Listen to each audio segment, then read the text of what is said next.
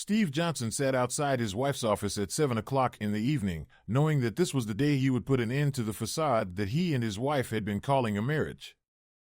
Some husbands might have missed the signs: the sudden increase in overtime hours, the improved attire, the frequent girls' nights out, and the decline in intimacy at home. But not Steve. He noticed every change, and he was fed up with it. It all began about 2 months ago, when Steve first noticed Angela wearing a pair of red high heels to work. Angela despised wearing heels, reserving them only for special occasions like weddings or intimate moments in the bedroom. Steve loved seeing her in heels and stockings, but it was unusual for her to wear them to the office. When he questioned her about it, she simply brushed it off, claiming she had a review meeting with her boss and wanted to look professional. Steve couldn't shake the feeling that something was amiss, but chose to let it slide. Then came the overtime, starting with an hour here and there, but quickly escalating to several hours several days a week. And when Angela began going out with her girlfriends to clubs and bars, Steve knew what was really happening. On the third girls' night out, Steve followed Angela to a house in Glen Ellen, a place he recognized from past parties hosted by her boss, Martin Schindler. Convinced of her intentions, Steve let the air out of all 4 of her tires and drove home. Angela didn't mention the flat tires when she returned that night or over the weekend, but Steve overheard her telling Jenny about it. Despite Angela's nonchalant attitude, Steve knew the truth. Determined to end the charade, Steve met with an attorney to initiate divorce proceedings. As he sat outside Angela's office, reflecting on their 21 years of marriage, he couldn't help but feel a sense of loss. However, he found solace in the fact that they had raised their daughter Jenny together, who remained the center of his world. He first met Angela when he needed legal help with a contract dispute at work. At the time, she was a receptionist aspiring to become a paralegal. Steve found her attractive and eventually asked her out. For 2 years, they enjoyed a happy relationship before Steve proposed. Throughout their marriage, they spent as much time together as possible, despite his long hours as a truck driver. They cherished family weekends with their daughter Jenny, who was always busy with sports and other activities. Occasionally, Steve and Angela would take trips to Galena, Illinois, to explore wineries, or to Lake Geneva, Wisconsin, for some relaxation time, leaving Jenny behind when she was older. The revelation of Angela's betrayal hit Steve hard. Her attitude towards him had become increasingly negative, but he never suspected infidelity until he noticed her wearing heels to work. Their conversation on the night he followed her to Martin Schindler's house echoed in his mind. Steve suggested going out for dinner and a movie, but Angela dismissed the idea, citing her plans with friends. Her harsh words and abrupt departure left Steve speechless. He followed her and witnessed her driving to Martin's house. Over the weekend, he avoided confronting her but resolved to seek legal advice the following Monday. He didn't want a messy divorce, he simply wanted a fair split and an amicable end to their marriage, feeling that Angela had already mentally checked out. Steve confided in his daughter about the situation, sharing his disbelief and disappointment. Despite Jenny's initial disbelief, Steve confirmed his suspicions, admitting to tampering with Angela's tires to confirm her whereabouts. The truth was hard to accept, but Steve knew he had to face it and move forward with his decision to end the marriage. His daughter sat beside him, bracing herself for the conversation ahead. "Daddy, are you absolutely certain? No chance of reconciliation?" Jenny inquired. "No, sweetheart. It's done. She shattered my trust and my heart. I can't overlook such betrayal," he replied solemnly. "What if she had a reason, Daddy?" Jenny pressed. "Pumpkin, there's no excuse for a long-term affair. If it were a one-time mistake under the influence or a result of coercion, that's different. But this? She chose this path, betraying the very foundation of our relationship. Trust is paramount in love. Without it, there's nothing left. I can't love someone who's betrayed me like this. Our marriage is over," he explained. Jenny glanced out the window and noticed 2 men approaching the car. Meanwhile, Angela observed from the window of their law office as Martin engaged in a heated encounter with her. She was grateful for the tinted windows offering privacy. "What a fool," Angela remarked, feeling Martin's thrusts behind her. "I can't believe. Yes, just like that. I want the climax as it all unfolds. Their interaction was devoid of love, purely carnal in nature. It had taken Martin 6 months to ensnare Angela, grooming her as a replacement for his ex-wife, whose marriage had recently ended. He grew weary of his ex-wife's complaints and decided to pursue Angela, who possessed elegance and youthful allure. As Steve sat in his car, a knock on the window jolted him. "Are you Stephen Johnson?" the man outside inquired. Steve confirmed his identity and was handed legal documents, including a restraining order. "A restraining order? From Jenny?" Steve exclaimed, shocked. Jenny took the envelope, discovering the contents and passing them to her father. "What the heck?" Steve cried out. Jenny denied any knowledge of the accusations listed in the documents. Confused and hurt, Steve questioned how Angela could have known his whereabouts. Jenny confessed that she had informed Angela about his suspicions of infidelity, leading Angela to fabricate allegations against him. Heartbroken, Steve realized his daughter had inadvertently played a role in Angela's deceit, despite her intentions. Tears streamed down his face as he disregarded her pleas. "You need to go now, Jenny. I can't be near you anymore," he whispered. "Daddy, please," she cried out. "Leave, or I could be arrested." "The sheriff is still watching," he explained softly. Continuing to read, he muttered, "Oh, Jesus. They've frozen all my accounts too. Damn it. What am I supposed to do now? Congratulations to you both. You've ruined me. I can't even afford to fight her powerful law firm with these false accusations. I'll be battling in court forever. Oh God, no. I'll fix this, Daddy," she promised as she hurried out of the car and headed toward the office building. Martin sighed with satisfaction as he finished with Angela. "That was amazing, lover," she murmured. "I just wish I could see his face." As Martin tidied up and Angela adjusted her dress, Jenny burst into the office, screaming, "You're horrible. What's wrong with you?" Jenny yelled. "I had to gain the upper hand," Angela defended. "I had to act first. Now he can't enter the house or access my money for a while. Now I have the advantage." "He never hurt me," Jenny protested. "I can't be certain." "You two are very close," Angela retorted with a smirk. Approaching her mother, Jenny demanded, "He didn't cheat, did he?" "Of course not. Who would even want him?" Angela laughed. "You're awful," Jenny said, clenching her fist as if to strike, but instead, she slapped her mother with all her might.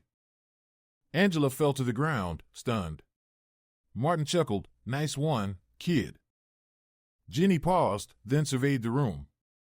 Seeing the bookcases, shelves, and cluttered desk, she smiled, glanced at Martin, and swept everything off his desk. Looking at him, Jenny calmly warned, "You better stay away from me, asshole. I can and will do worse," before walking out. "Jenny, wait." Angela called after her. Martin remarked, "That little troublemaker will pay for this." As she left, Jenny encountered a man holding an envelope who asked, "Are you Angela Johnson?" "In there," she replied before storming off. Both Angela and Martin laughed as Jenny was served Steve's divorce petition. Jenny desperately tried to reach her father, but he remained silent out of fear. He couldn't risk Angela finding out and sending the police after him for violating the restraining order. Angela had already isolated him from their friends, and only his immediate family believed in his innocence. Even his sister-in-law kept him away from his niece and nephew, fearing the worst. It wasn't until Jenny revealed the truth to her that their marriage was salvaged. He couldn't understand why Angela harbored so much hatred toward him, and his daughter's betrayal only deepened his despair. Even if she was unaware of the abuse allegations, she still betrayed him by disclosing his knowledge of her affair and the impending legal action against him. She even lied about wanting to stand by him when Angela was served, yet remained silent when he was the one being served. Jenny searched for someone to aid her father. Spotting her mother's divorce papers, she noticed the attorney was from her mom's workplace, ruling out seeking help there. She dialed Grandpa George, hoping he could assist. "What's up, young lady?" George answered. Grandpa, we need to help Daddy. I don't know where to turn. He won't take my calls, she explained urgently. I can't believe what you did to your dad, Jenny. Why did you side with your mom? George chastised. Grandpa, it's all lies. I didn't do anything. It's all Mom and her lawyer boyfriend, Jenny protested. Watch your language, girl. Sorry, Grandpa. I swear I didn't accuse him of anything, and I didn't expect Mom to escalate things like this when I confronted her. All right, I'll see what I can do. Is Dad there? Can I speak to him? Jenny inquired. He can't have contact with you until that order is lifted. Every call from you makes him break down. He's terrified your mom will involve the police if he talks to you. His lawyer said there's a hearing scheduled soon, but we have to wait, George explained. Jenny, in tears, pleaded, tell him I love him and miss him. If I see him, I will, George promised. After hanging up, Jenny cried for a while. Regaining composure, she stormed into her mother's room, grabbing lingerie and new clothes and tossing them downstairs. Carrying the pile outside, she dumped it on the lawn, even spotting some items with tags still attached. Screw you, Mom, she muttered, retrieving lighter fluid from the shed. Dousing the clothes, she ignited them, noting her mother's imminent arrival. Angela arrived home to a shocking sight, Jenny roasting marshmallows over a flaming pile of her clothes. Enraged, she confronted her daughter. What on earth are you doing? Have you lost your mind? Angela yelled. No, Mom. I'm perfectly sane. I'm making you pay for preventing me from talking to Daddy. Every day until I speak to him, I'll destroy more of your stuff. Drop that abuse claim or more of your belongings will go up in smoke, Jenny warned. Furious, Angela stormed inside. Attempting to call Steve, she received no answer. Soon, a fire truck and police car arrived, responding to a neighbor's report of the fire. Approaching Jenny, an officer inquired about the situation. Mom wanted to dispose of some clothes she outgrew. She asked me to have a bonfire with them, Jenny explained. You can't have a bonfire in the front yard. Is she home? The officer asked. Yes, sir. I'll put it out with the hose if you want, Jenny offered. The fireman chimed in. Did you use anything to light it, or did you just light the clothes? I used a whole can of charcoal lighter fluid, she admitted. No water. We've got some sand, I'll throw it on, the fireman decided. While the fireman dealt with the flames, the police officer rang the doorbell. Angela opened the door, expecting to confront someone, but it was the police. Great. We'll put the fire out. It's no big deal, officer, Angela intervened before he could speak. The firemen are handling it now, ma'am. You know it's against city ordinance to have an uncontrolled bonfire in your front yard, the officer informed. No, I didn't know, Angela replied through gritted teeth. Here's your ticket. It's just a fine, no court appearance required. Next time, ma'am, just give them to Goodwill or St. Vincent de Paul. Less fortunate folks could use that stuff, the officer advised. Angela screamed in frustration as she closed the door. Angela's lawyer appeared before the judge at the hearing for the restraining order the following Monday. Without contesting the appeal, he acknowledged its falsity but acknowledged its usefulness in buying time and damaging Steve's reputation. Steve's lawyer moved to file a perjury charge against Angela. The judge explained, without definitive proof that the order was obtained under false pretenses, there's no perjury. You can pursue that angle in your countersuit in the divorce case, but it seems like grasping at straws. The dropping of the restraining order offered little relief to Steve, who sank into a deep depression. His life seemed to be collapsing under the weight of false accusations, frozen assets, marital infidelity, and, most painfully, his daughter's betrayal. Struggling mentally, he took time off work, turned to alcohol, and became unbearable to be around. Visiting his house during his family's absence, he discovered changed locks but found a way inside through the garage. Among his belongings, he discovered his wedding album and family photos, symbols of happier times now tainted by bitterness. In a fit of anger, he urinated on them. Despite his family's pleas for him to seek professional help, Steve refused, convinced that therapy couldn't fix the mess his life had become. Angela's law firm waged a merciless campaign against Steve. She even informed his employer about the restraining order and abuse allegations, leading to Steve's dismissal due to a morals clause in his contract. Despite the possibility of fighting back, Steve was too emotionally drained to contest it effectively. Steve became a recluse, with no one knowing his whereabouts except through phone calls. During mandatory court appearances, he avoided contact with anyone except his attorney and the judge, leaving Jenny heartbroken by his distant demeanor. Angela, fueled by Martin's influence, harbored resentment toward Steve long before the divorce proceedings began. After months of legal battles, the divorce was finalized, with Steve reclaiming some assets but facing difficulty finding work due to rumors of abuse tarnishing his reputation. Deciding to start anew in Chicago, Steve bid farewell to his parents, where he encountered Jenny. Despite her apologies, Steve couldn't overlook her betrayal, blaming her for triggering the chain of events. He departed, leaving Jenny in tears and seeking solace from her grandmother. Meanwhile, on the day of the divorce's finalization, Martin proposed to Angela, sparking joy and plans for a future together. As they celebrated, Angela eagerly anticipated redecorating Martin's home, eager to erase any remnants of his past life with his ex-wife, Carol. In a separate encounter, Martin and Angela indulged in intimate activities, with Martin attempting an unconventional move that Angela objected to, highlighting their dynamic and Angela's assertiveness. "We're engaged now, so I plan on exploring everything," he declared. She felt a surge of irritation. "I never let Steve have my ass, and Martin thinks he's entitled to it? He's smaller than Steve, so maybe it won't hurt as much," she mused, beginning to find some pleasure in his touch. But her enjoyment was short-lived. Without warning or adequate lubrication, he thrust into her ass forcefully. "Ow. That hurts, jerk. Slow down. Do you have any lube?" she exclaimed. He withdrew, spitting on her exposed area before plunging back in. Fortunately, his climax came quickly, sparing her further discomfort. Entering the truck depot, Steve encountered Sweet Lou at the entrance. "Steve-o, what's wrong? You look like someone kicked your dog," Lou remarked.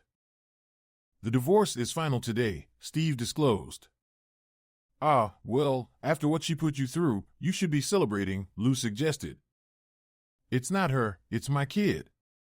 She took her mother's side, and I just can't get past it. She calls and emails me, but I can't bring myself to respond. Maybe I should see a therapist?" Steve pondered. "Or maybe you should get laid," chimed in Marianne, appearing behind them. "Hey, Marianne." "Not a bad idea," Lou agreed. Marianne teased, who wouldn't want a piece of this dried-up old ass, before leaving the men in awe. "Go for it, Steve-o." "She's a catch," Lou encouraged. "Why not?" Steve shrugged, deciding to take a chance. For their inaugural date, Steve treated Marianne to dinner and a movie, followed by coffee and pie at Baker's Square. "Steve, keep your head up. You're a good man who's had a rough time." "It'll get better," Marianne assured him. "Maybe, Marianne. For a while, I couldn't understand what I did wrong. I couldn't fathom why she went after me so aggressively during the divorce. She even accused me of terrible things," Steve confided. "She's awful. But it's all in the past now. Look forward, not back." "I'll make it worth your while," Marianne promised, squeezing his hand. Steve smiled, feeling hopeful. "Let's go," he said eagerly. As Marianne opened her front door, she pulled Steve into a kiss. "Want to see my artwork, big boy?" she teased. "I'd love to," Steve replied. Hand in hand, she led him to her bedroom, illuminated by the soft glow of the moonlight. With tender affection, they undressed each other, savoring every moment. Lying on the bed, she invited him closer. "Lou owes me $10, Steve revealed with a chuckle. "Why is that?" she inquired. "I told him you were a natural redhead, and he'd bet against it," Steve explained, planting kisses on her thighs. Laughing, she pulled him closer. "Take a closer look, bub," she urged, anticipating the pleasures of the night. His mouth worked diligently, exploring her generously sized clit, coaxing her to a shuddering climax. As her spasms subsided, he shifted upward, aligning his arousal with her eager entrance. She guided him in eagerly, urging him to give her his all. "Yes, baby. Fill me up," she encouraged, relishing the sensation of his girth stretching her. "You feel incredible." "It's been too long," he murmured, attending to her desires by stimulating her clit with his thumb. Moments later, their synchronized pleasure reached its peak. "I can feel you coming." "I'm close," he gasped. "Yes, yes." "Let go with me," she moaned, their shared release washing over them. As they basked in postcoital bliss, she remarked, "Your ex is a fool." "She valued his money, not him," he replied. "Well, her loss is my gain.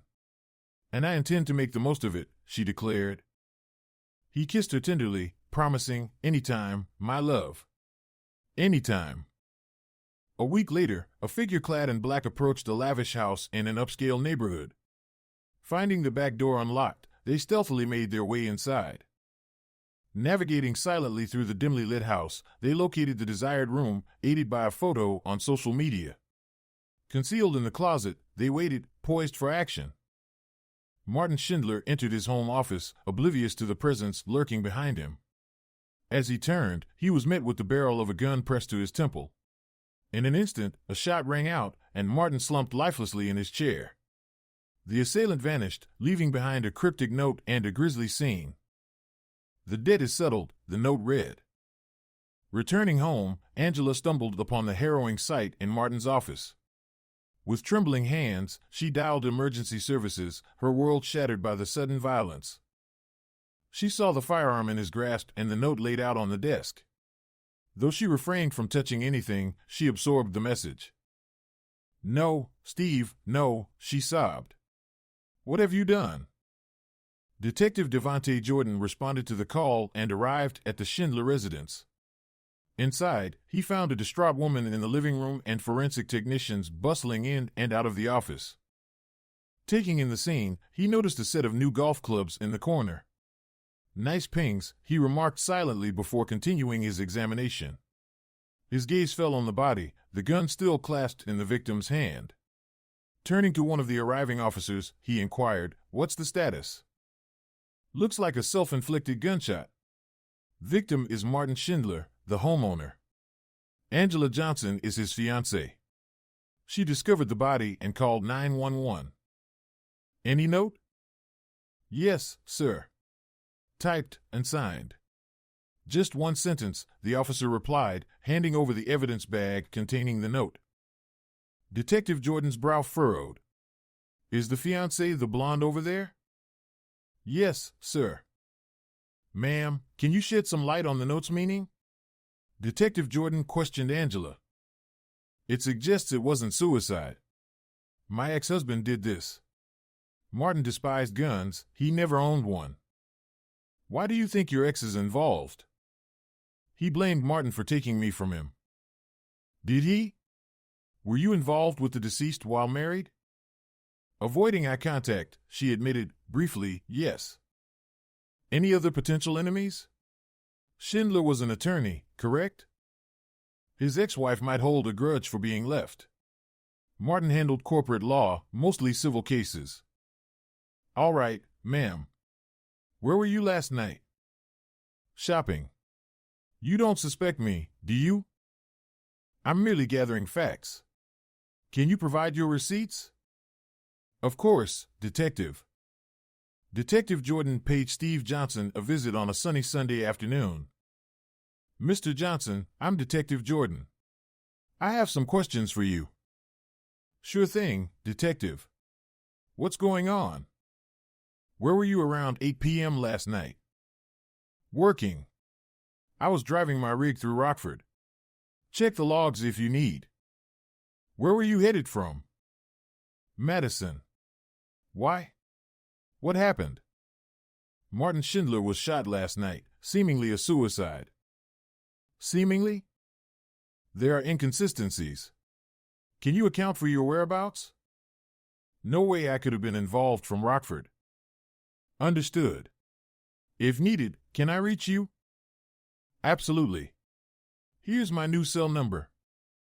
As the detective departed, he pondered the incongruities in the suicide theory, knowing he had more ground to cover. Why would a left-handed man shoot himself with his right hand? Why type the note? And why was there only a trace amount of gunshot residue on his hand? It suggests he fired the gun, but it's peculiar, Detective Jordan mused. Later, Steve chatted with Sweet Lou at his kitchen table. What was that all about, Steve? Steve chuckled. Can you believe it? My ex's fiancé apparently offed himself. No kidding? Yep. Let's hope my alibi holds up. They laughed and clinked their beer bottles together in a toast. Angela sat in the front row of the funeral, grieving over the man who easily led her astray from her devoted husband.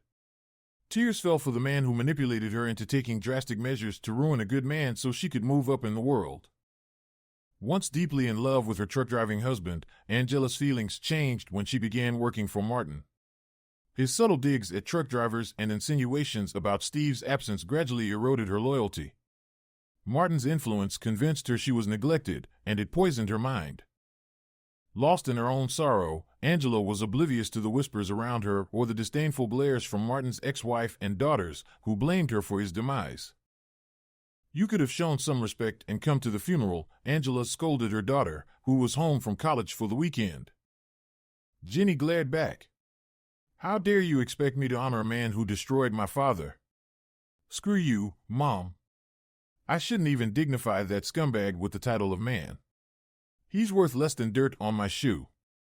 With that, she slammed the door and drove back to school in La Crosse, Wisconsin. Detective Jordan discussed the case's lack of progress with his commander. All the suspects have solid alibis. Steve Johnson's truck tracker confirms his route from Madison to Chicago with no stops, and the warehouse crew verified him as the driver. Angela Johnson's receipts and surveillance footage place her elsewhere at the time of death. Schindler's ex and her daughters were celebrating her birthday with family. His ex's birthday? The commander inquired. No, just a family dinner. I even checked Johnson's daughter. She was at school in Wisconsin, over 3 hours away, Jordan concluded. Any chance it was suicide? His commander inquired. It's possible, but something feels off about it, Jordan admitted. Well, without suspects, motives, or concrete evidence of murder, close it as a suicide, the commander suggested. Jordan nodded, feeling frustrated, and exited the room. 6 months later, Angela invited Jason Davis over for dinner. It was their third date, and after a night of passion, Jason headed home. As he sat down at his kitchen table, a gun was pressed to his head and fired. The gun was placed in his hand, along with a note reading, "The price is paid in full." Detective Jordan arrived at the scene and headed straight to the kitchen. The suicide note was handed to him, and he grimaced. Well, looks like I was right about the other one. Now I just need to figure out who did this, he remarked to the officer. Any fingerprints, Mark? He asked the technician. Yeah, but they seem to match the victims, Mark replied. Any witnesses? Who called it in? Jordan inquired. A neighbor heard the shot and called 911. No one saw anything suspicious, the officer explained. How did the perpetrator gain entry? Jordan pressed. No signs of forced entry. It looks like they accessed the balcony. The sliding door wasn't locked, probably because the victim lived on the second floor. Climbing up wouldn't be too difficult for someone of average height, Mark explained. Average height for a man or a woman? Jordan clarified. For a man, possibly a tall woman, Mark replied. Where's the victim's phone? Jordan asked. It's bagged over here, the technician pointed out. Jordan inspected the phone for the last call made. Just had to check. The last call was to an Angela. I'd be surprised if she isn't Angela Johnson, Jordan remarked. After exchanging condolences, Detective Jordan got down to business.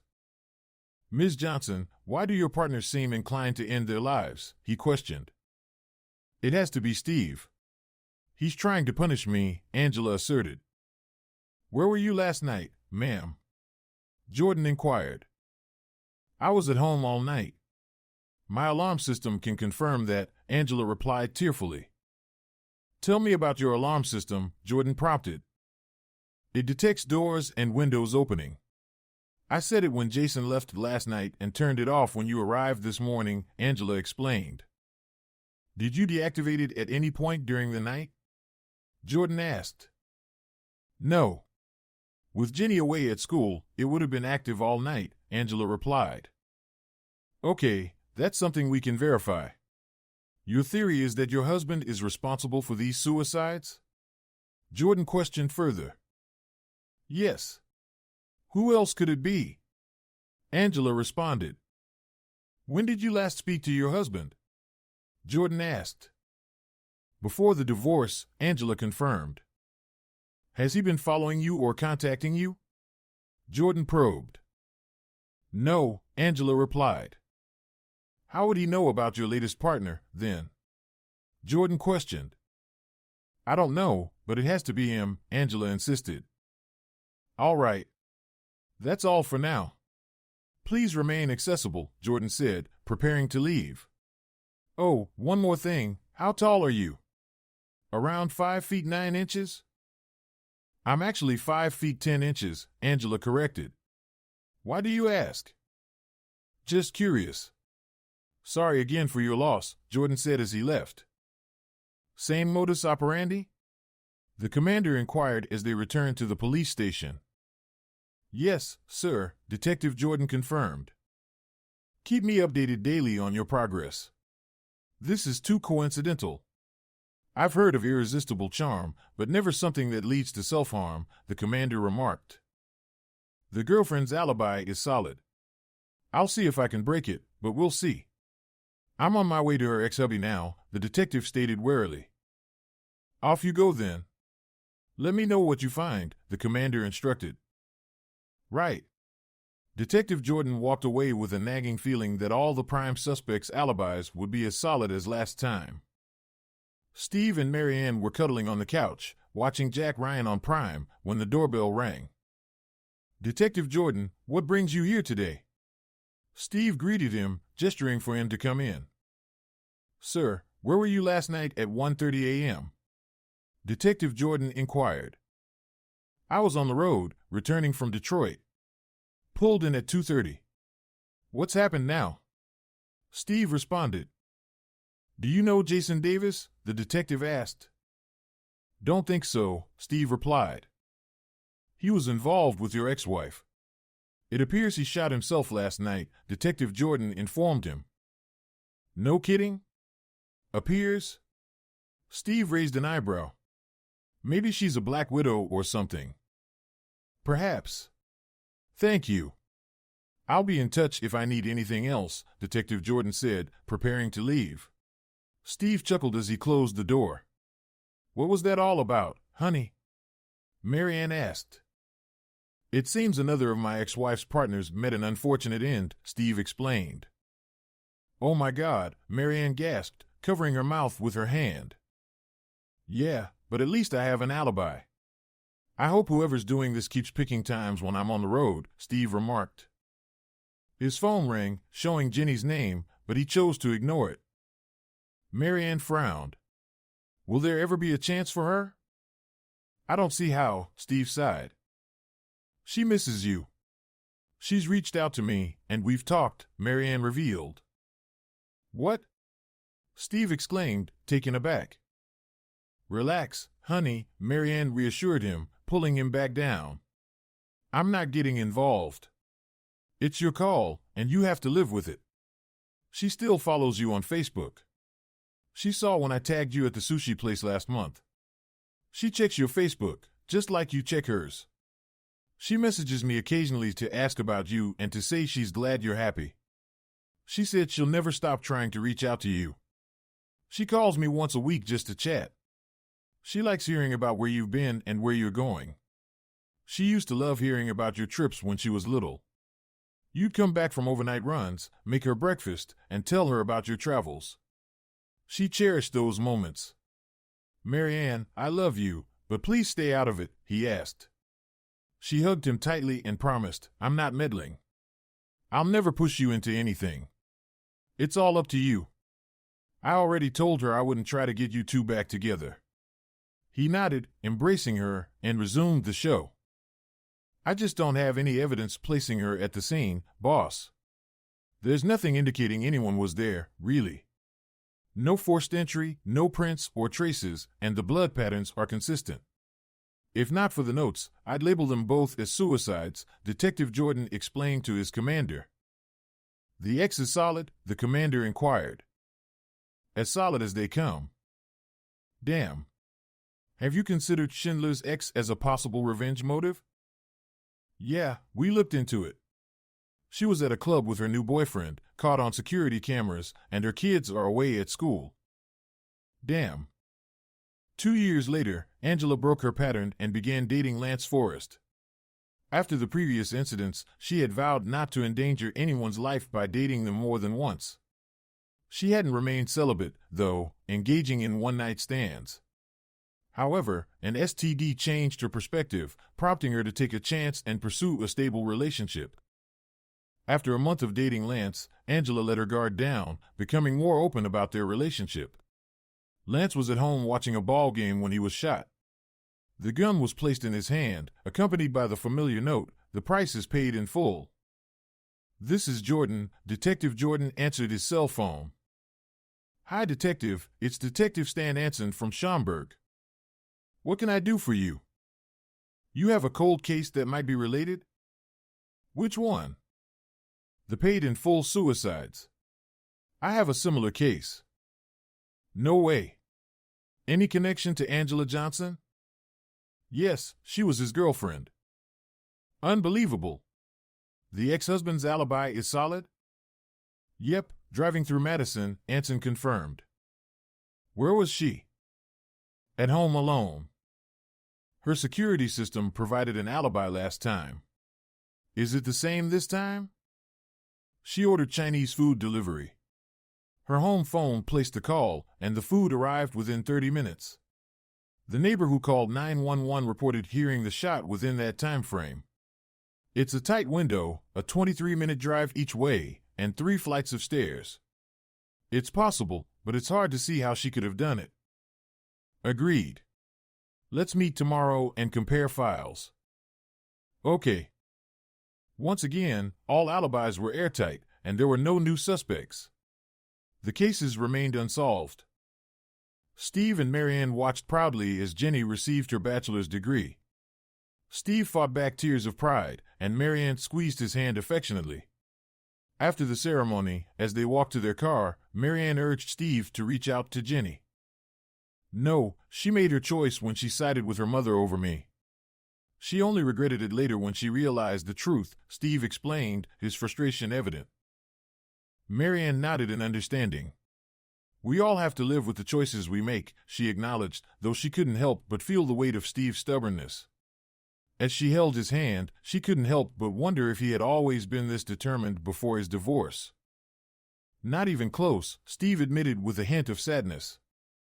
5 years later, Angela and Jenny sat in the front row of the funeral home's viewing room, surrounded by a large turnout for Steve Johnson's wake and funeral procession. Steve had lost his battle with pancreatic cancer, passing away 4 weeks after walking Jenny down the aisle at her wedding. Though Steve had a few new friends and co-workers in attendance, most of those present were old friends, neighbors, and co-workers paying respects to the good man they had known years ago but lost touch with after his divorce. Marianne, Steve's girlfriend who never became his wife, was there, struggling to contain her disdain for Angela, the source of much pain for Steve. Lou DeMarco, Steve's best friend, shared stories with Jenny about her father's final years, filling her heart with memories she would cherish forever. It was Marianne who had convinced Steve to reconcile with Jenny when he received his terminal diagnosis. Their reunion, perfectly timed, allowed Steve to give Jenny away at her wedding, fulfilling her greatest wish. At the viewing, Marianne recounted to Jenny how Steve had always missed her and regretted not reaching out to her sooner. Jenny, in turn, shared some of their reconciliation with her mother, including moments from her graduations and her career achievements. Listening to stories of her father's life after the divorce, Jenny smiled, finding solace in knowing that his new life had brought him happiness. She said a final prayer after the funeral, grateful that he had finally found peace. Meanwhile, Angela had been attempting to reconnect with Jenny throughout the wake and funeral. However, her efforts were in vain when she made an ill-timed comment during their private moment at the luncheon after the service. "Jenny, I have finally found peace," Angela said, unknowingly ruining her chance at reconciliation. "What are you talking about, Mother?" Jenny's voice was incredulous, her eyes wide with disbelief. "I haven't been able to have a relationship for these last few years, fearing that your father would ruin them," Angela confessed. Jenny's shock turned to anger. "He was cleared by the police, you worthless woman. And now you're happy he's gone so you can pursue your own desires? You're just as despicable as ever. I had hoped you'd changed, but now I wish nothing but misery upon you." Angela winced, trying to explain, "You don't understand," but Jenny cut her off sharply. "The next time I see you, Mother, will be when we are lowering your sorry self into the ground." "No, Jenny, please try to understand," Angela pleaded, but Jenny had already made up her mind. "Goodbye, Mother." "Good luck with your endeavors," Jenny declared firmly, severing the last ties with her mother. That was the final exchange between mother and daughter. 10 months later, Angela found herself dining with her boyfriend Charlie Harland at an upscale steakhouse when Charlie brought up a serious topic. "Angela, these past 8 months have been incredible for me," Charlie began. Squeezing his hand affectionately, Angela replied, "Me too, Charlie. I wasn't sure I would ever open my heart again, but then I found you. Angela, I love you. Will you marry me?" Charlie's proposal hung in the air, filled with hope and anticipation. Angela took a deep breath, her heart skipping a beat. "Yes, Charlie. Yes, I'll marry you," she answered, feeling a twinge of unease dissipate. "He's gone. I have nothing to fear now." A week later, Charlie sat alone on his back deck, contemplating their future together and enjoying a cigar. Suddenly, his tranquil moment was shattered as a gunshot rang out, ending his life abruptly. As Charlie's lifeless body slumped in his chair, a note was left behind, bearing a chilling message: "The price is paid in full." Angela's world crumbled around her as she received the news from Detective Jordan. Overwhelmed with grief and guilt, she retreated to her bathroom, clutching a bottle of sleeping pills. With tears streaming down her face, she penned a final note and placed it on her chest as she drifted into eternal slumber, joining her beloved Steve in death. Jenny returned home, unaware of the tragic events unfolding elsewhere, carrying groceries and the day's mail. She uncorked a bottle of California Roots Cabernet and poured herself a generous glass. Savoring the rich taste, she wandered over to the stack of mail and noticed a letter that made her gasp. "Holy cow!" she exclaimed as she recognized the sender, Angela Johnson. Quickly tearing open the envelope, she read her mother's final message. Overcome with emotion, she sank into her chair, tears streaming down her cheeks as she absorbed the weight of her mother's confession. "Unbelievable, Mother, just unbelievable," she murmured to the empty room. Determined to take action, she reached for her phone and dialed a number. "Jordan," came the detective's voice on the other end. "Detective Jordan, it's Jenny Stanger, daughter of Steve and Angela Johnson." "Hello, Jenny. My condolences on your mother's passing." "Thank you. At least her death saved you some trouble investigating." "Yes, Harlan's case no, but hers yes. What can I do for you, Jenny?" "I received a letter from my mother in the mail. It's a confession." "What?" he exclaimed, shocked. "It's a confession for all the suicides. Apparently, she was mentally ill. I can hardly believe it. Good Lord. Come to the station right away. Let's talk." "On my way." She took the first page of the letter and set it ablaze in her fireplace, ensuring it turned to ash. The letter read, "My dear Jenny, I'm leaving you this final testament as my atonement. Despite everything, I love you deeply and am profoundly sorry for the pain I've caused you. It was never my intention to hurt you or your father, and I carry the weight of that regret every day. When Charlie's life was taken, I knew it had to end with you. I accept the consequences of my actions. I'm sorry for pushing you to this point, and I hope this act grants you some semblance of peace, freeing you from the burden of my betrayal. Destroy this page and deliver page 2 to the authorities. It contains my confession. I take full responsibility, offering you the gift of liberation. The fault lies solely with me, and I can never fully make amends for the pain I've caused. But perhaps this is a step towards stopping the cycle of death. May it bring you forgiveness and closure. Please share stories of the good times with your future grandchildren, not the ones where I brought pain into our lives. I pray for your happiness with Blake and that your marriage lasts a lifetime. Never let anyone come between you two. With all my love, Mom. P.S. Please seek help for yourself. You need it desperately. Dearest Jenny, by the time you read this, I will have taken my own life. I can't bear the weight of my guilt any longer. I confess to the deaths of those men, my lovers. They paid the price for taking me away from your father. I was always his, and now I hope to be reunited with him. May God forgive me. I will always love you, and I'm sorry for the pain I've caused. Our family was perfect until Martin came along. Mom. Jenny sat at Detective Jordan's desk, her heart heavy as he read the letter. I'm so sorry, Jenny, he offered. Yeah, it's just surreal. I can't believe it. She must have been struggling for years, especially after I cut ties with her over what she did to Dad.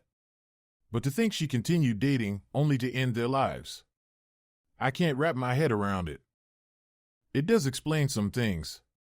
A few of the murders, her alibi was shaky. We couldn't place her at the scenes, and our case against her was weak.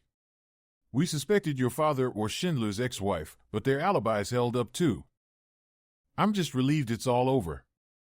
The killings, her suffering, everything. Take care, Detective. You too. Exiting the police station, Jenny wore a bittersweet smile, shaking her head in disbelief. Pausing by her car, she looked up at the sky and whispered, "Thank you, Mom. I hope you found Dad wherever you are." Thanks for watching and have a great day. Write your opinion in the comments.